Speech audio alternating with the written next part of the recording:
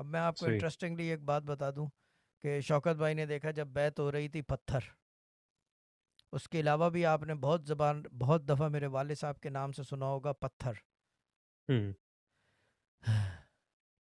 साईं जी पहाड़ी में बैठे थे। पहाड़ी किस चीज़ की होती है? पत्थर की। पत्थर की। जी एच खान साहब कहाँ बैठते थे?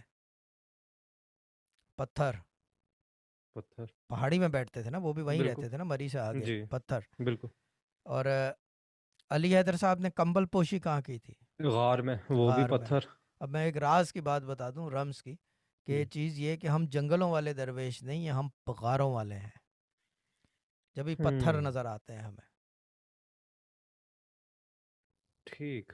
ये चीज़ है। जब भी मैंने एक बात कही थी, ये बात है 5 साल पहले या 4 साल पहले की या 3 साल पहले की, कि फटे हुए कपड़े और पत्थर खाने की आदत हमें खूब है। यस। मैंने ये नहीं कहा था कि जंगल में बैठने की। हम जंगल वाले हम्म। दरवेश नहीं हैं, हम पत्थरों और गारों में बैठते हैं। घर किस चीज़ का बना हुआ है? पत्थर का, ईंटों का। ख़त्म हो गई बात। बिल्कुल। आई डोंट नीड टू से एनी मोर। इसीलिए हम्म।